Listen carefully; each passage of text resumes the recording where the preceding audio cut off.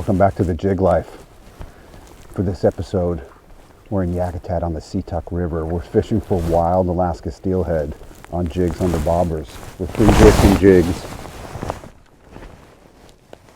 We're trying to catch fish that look like this. Holy mackerel! Bobber down. I want to say, what do you think, guys? 36-inch fish is probably pushing 14, 15 pounds. Beautiful chrome, fresh from the ocean buck. We just had a 5 to 10 minute fight with this fish. I don't really have much to tell you because this is what we're after. We spend years trying to catch fish that look like this. And here in the Situk River in Alaska, it's Alaska's best steelhead river, bar none. We'll let that one go and make some more just like it.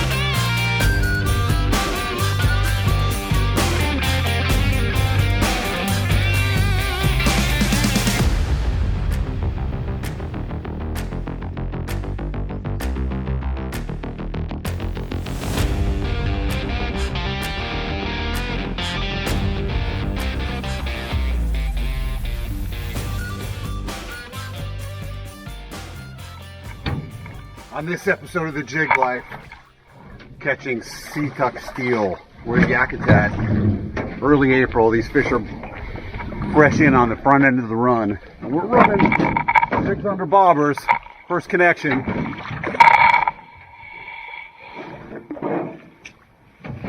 We've been at this for about an hour. We just found a bunch of willing biters and we've got a double in the first hole. See if your guy can get his net to work.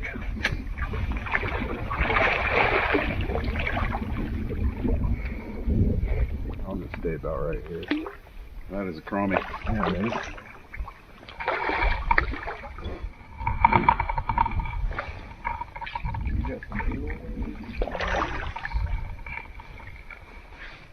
Boy, these fish are kind of tame in the cold water. Yeah, shouldn't jump right after.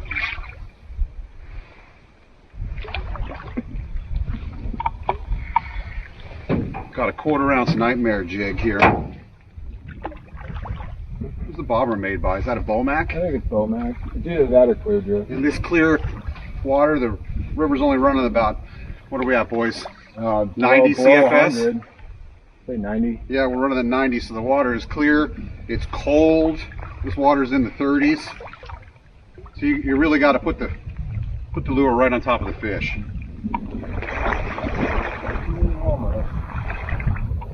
One more try. Here we go. Ready?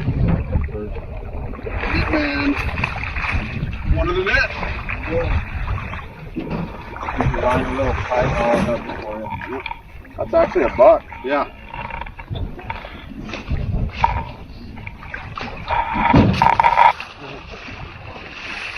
Okay, that was awesome. First day out here on Spring Steelhead. Nice job, Codes. Yeah. Calm down for a second. Here, let's show them with the jig in the mouth what we're dealing with real quick.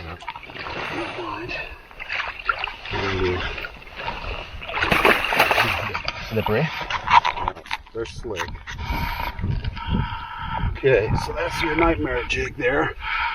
White and red and black is the nightmare. This is how we do it in the Jig Life. First fish of the year, yeah! Cool.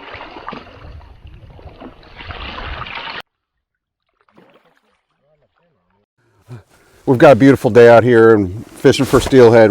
Life is good. And today on the Situk, fishing with Mason here. He's a guide both on the river, and I heard you got your captain's license. I did. I finally graduated. Sweet. Congratulations for that. That's sweet. Today, for steelhead on the river, Mason's going to go over quickly what it's like to free drift jigs. So what we got here, we got a 9-foot rod, 6 to 15. You know, depending where you are, you know, somewhere in the 8, 9 to 10-6. Like, we have a very small river here, so the 9-9 really covers this water. 10-6 is a little too much. But, you know, if you're back home, Washington, Oregon, you know, sometimes a 10-foot rod is really what you need. And then I like to run a little bobber stop above here. I run a 30-pound mainline, bright yellow. Sometimes I'll add a little bumper on here, especially in this low clear water. Probably gonna have to swap to that. These fish are being a little finicky. So this is 30-pound braid? Correct. Okay. Yep. Then I got 2 bobber stops on here. I like to run 2 just in case one comes a little loose. I like to run pink on top so you can really see it, you know, when you're adjusting it, or, you know, you hand the rod over here to Marcus. It's like, hey, move that. Sometimes the green's hard to see on the yellow.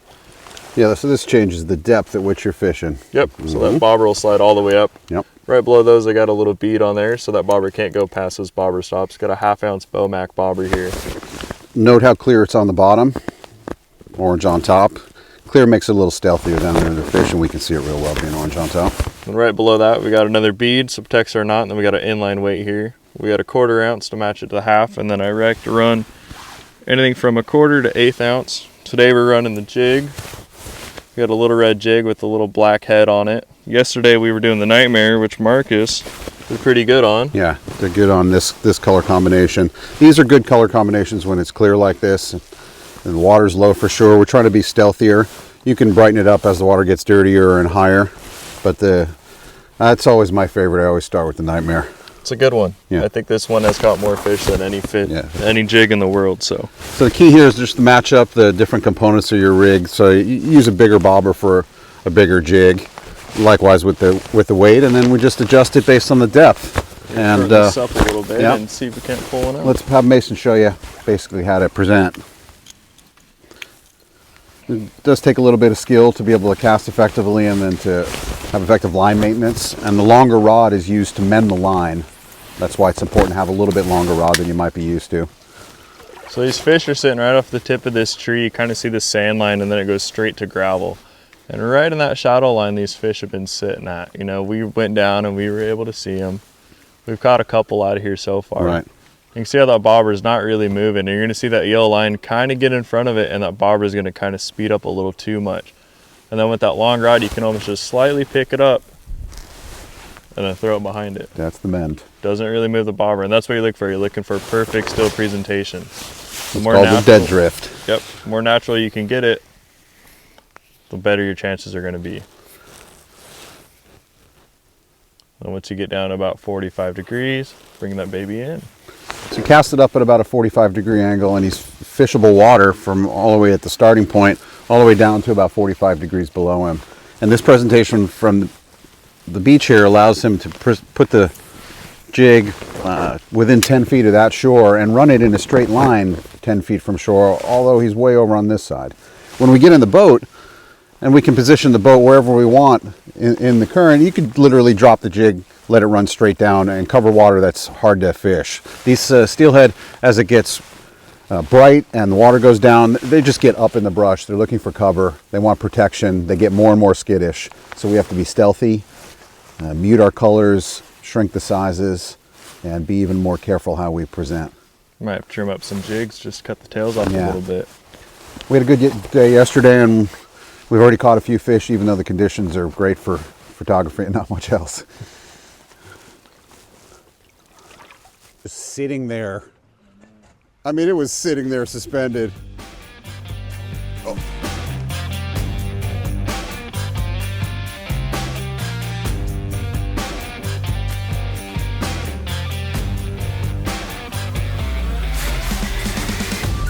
Fish on.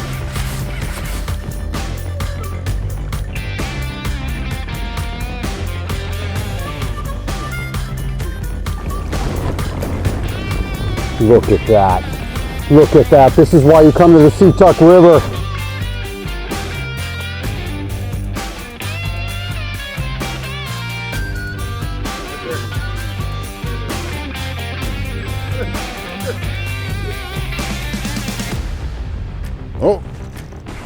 Attaboy. I almost don't want to take it. There's the. That was sweet. That was sweet.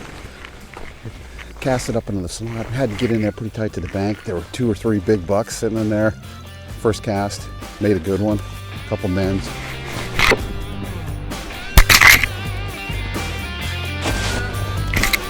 So excited, I'm losing the microphone.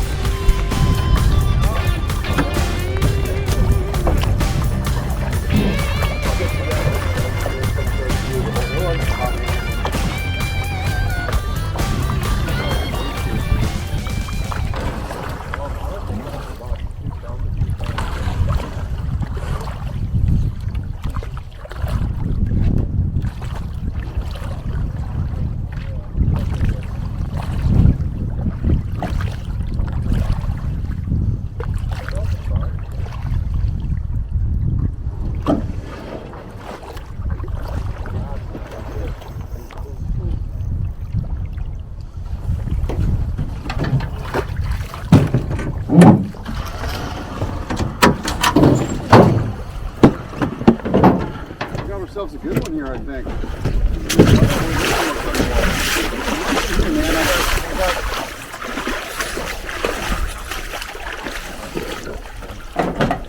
Cody lined that one out for me. Came through here slowly and spotted it.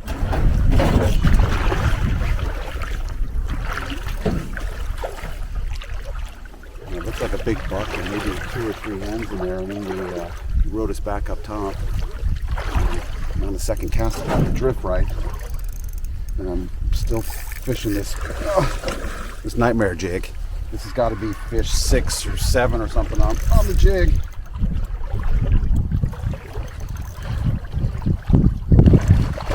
It's free drift, and it was a, I don't know, 50, 60 foot drift. It's starting to wrap up.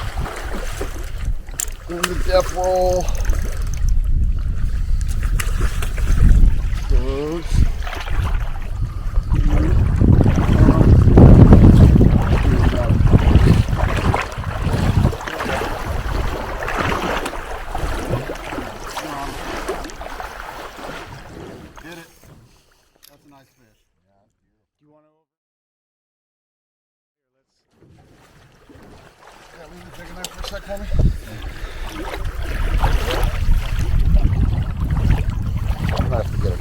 This guy. Yeah. I'll hold the Right. net under you. Yeah, probably. Yeah, this thing is cool. Look at that. Yeah, This is exactly what we're here for. This is the 3rd one of these in the last 2 days. Big, beautiful, bright. They're hard to hold on to. They're strong. I like to treat them gently too. Yeah, this is nice. Solid fish.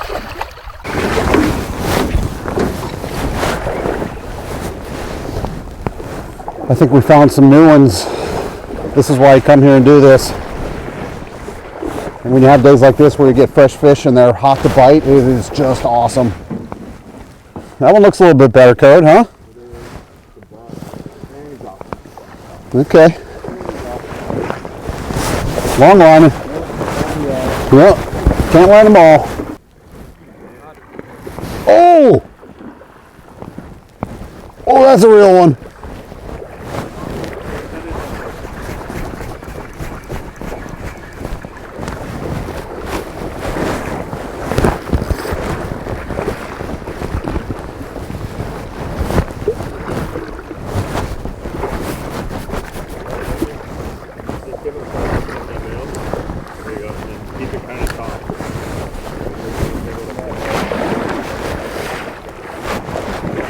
That's a hogger. Oh, Viper loses his shades. Get that one. Get that one. Get that one. That's a hog.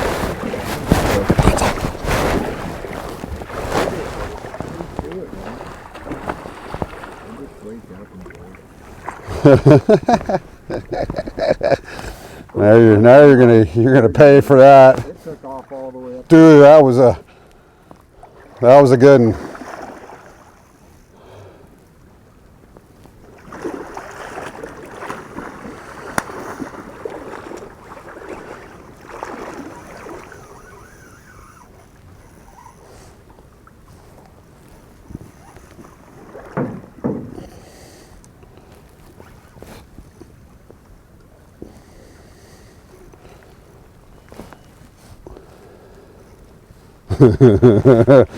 It's a tug of war. Everyone got real quiet.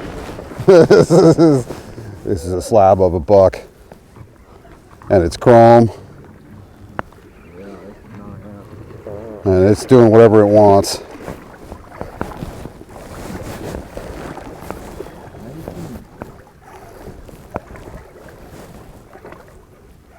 Oh man. Yeah, you are. This is probably a fish that's somewhere between 15 and 20 pounds, I'm guessing. But it's just full of it.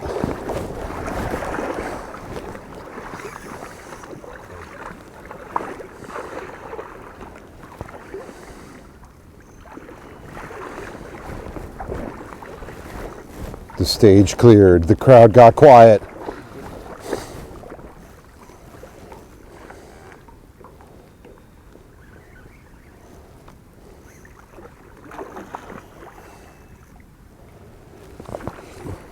Do not like the shallow water. Does not like the shallow water.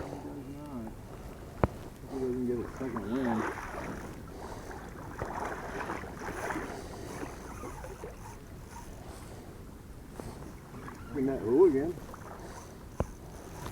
Super on it? Will we get plus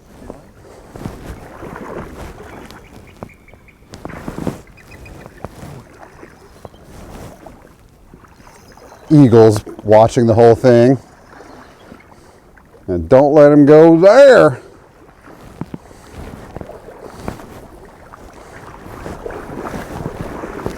Don't let that happen.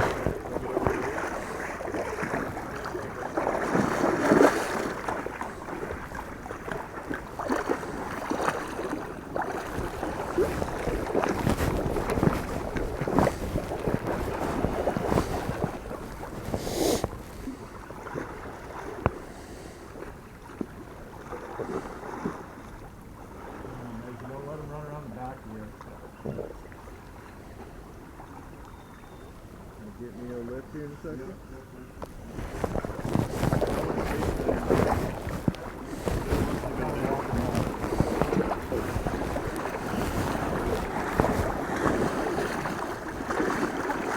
Is it wrapped up? No.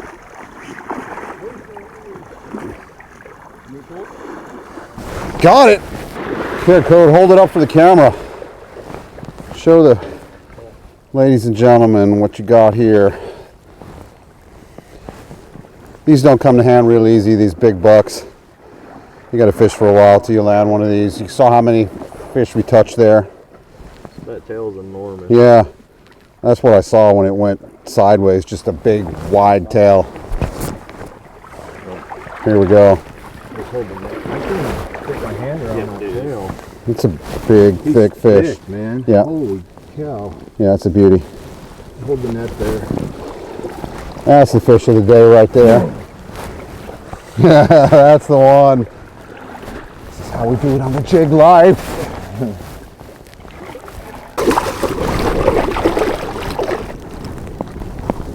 Now, we've been having an awesome time out here fishing the Situk for steelhead.